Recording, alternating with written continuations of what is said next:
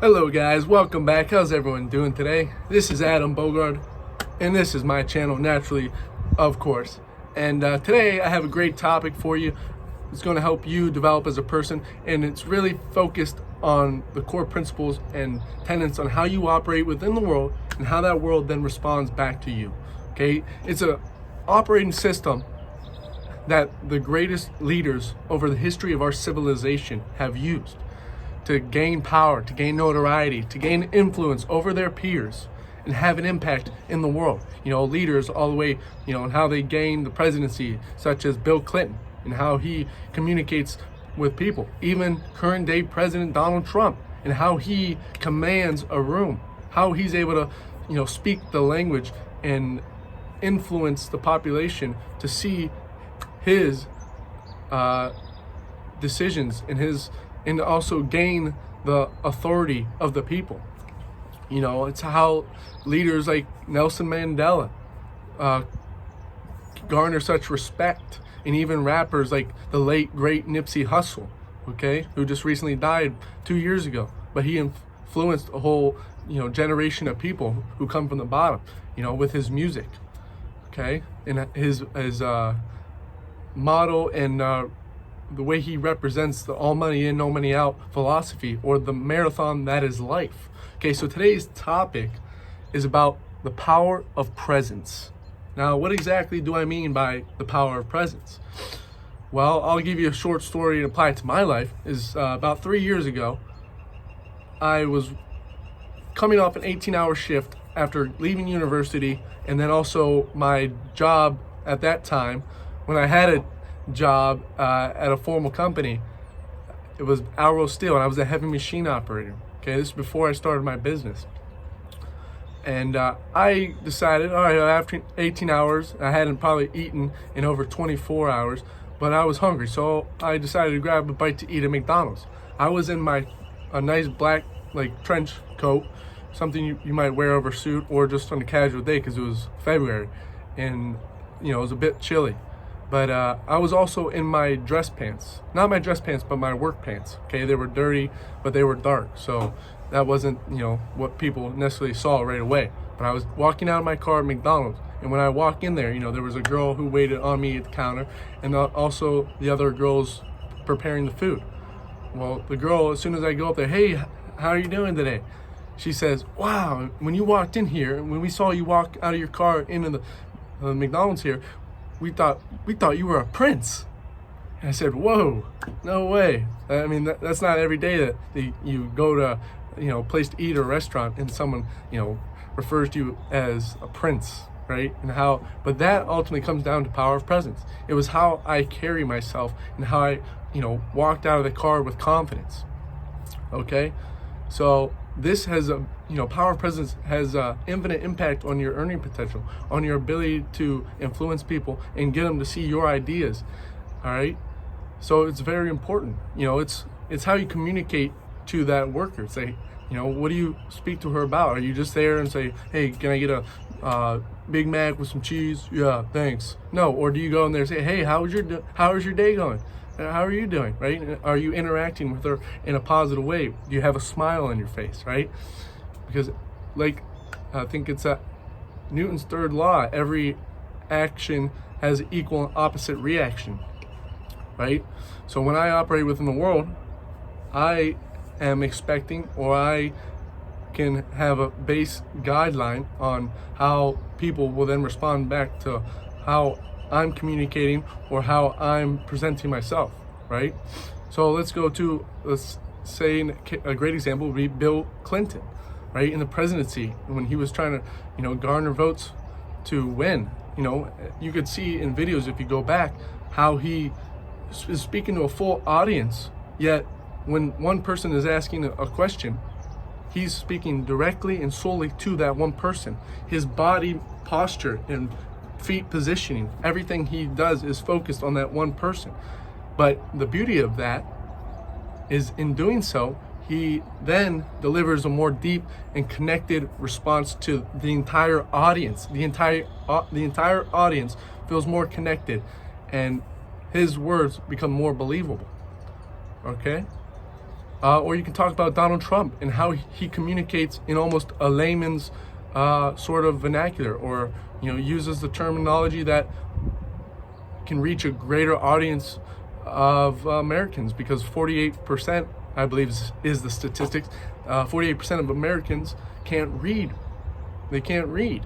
So if they can't read, should you be using all of these other candidates that he was competing against? Should you be using all these huge terms like vernacular or whatever? Like, I digress. Like, no, you should probably be using the bare minimum, most simple terminology.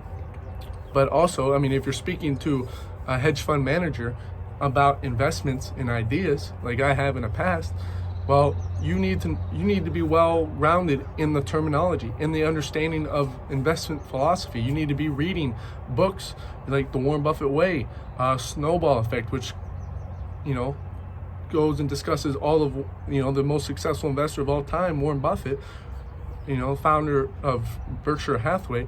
He in this book, it goes over his whole life cycle, his whole lifespan, and you need to understand the psychology of that, so then you can articulate your investment principles and your understanding, so then that hedge fund manager can have confidence in a young 20-year-old and say, oh wow, he may have not gone to Harvard, he may not gone to one of these Ivy League schools, but he actually in fact knows more and is putting his own risk, his own money invested, as well as other people like I have, right? So that is one way, power of presence. It's about how you communicate effectively within the world, right? And also understanding who is your target market. Okay, if you're a president, you need to be speaking to as many people as possible, right? Everyone in the United States should be able to understand you clearly, and you should be able to convey your messages. See, what people are attracted to about Donald Trump is that he speaks from the gut. He speaks truth, right? He might say the F word or whatever, but he acts almost like the common man, and that is more relatable to a Harvard trust fund kid who has had every perfectly planned out step through his family or whatever.